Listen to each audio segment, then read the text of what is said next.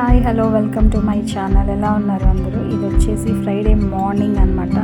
దివి అయితే స్కూల్కి వెళ్తున్నాడు. ఇక్కడ చక్కగా ముగ్గులు పెట్టినారు, అదైతే చూస్తున్నాను. సో నెక్స్ట్ దివి స్కూల్కి వెళ్ళిపోయాడు. తర్వాత నేనైతే ఇంకా పూజ అయితే చేసుకున్నాను సింపుల్గా.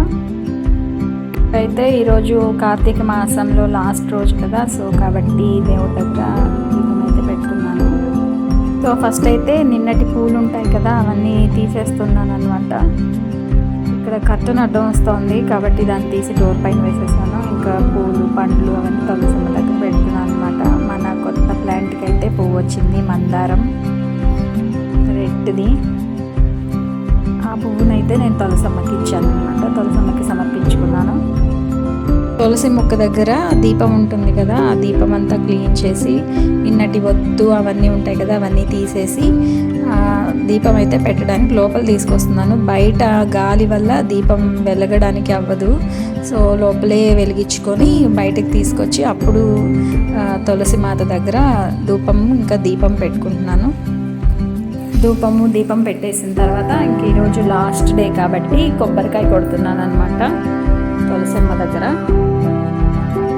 నాకేం పూజలు అనేవి ఎక్కువ తెలియవు, కానీ నాకు తెలిసిన విధంగా నేను పూజలు అయితే చేసుకుంటాను.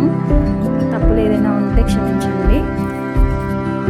నాకున్న గట్టి నమ్మకం ఏంటంటే దేవుడి దగ్గర ప్రశాంతంగా పూజ చేసుకోవాలి. ఇది చేస్తే ఏమవుతుందో, అది చేయకపోతే ఏమవుతుందో, ఇలా పెడితే ఏమవుతుందో అని భయపడుతూ చేయడం నాకు ఇష్టం ఉండదు. ప్రశాంతంగా మన ప్రేమని దేవుడికి చూపించడమే నాకు తెలిసింది.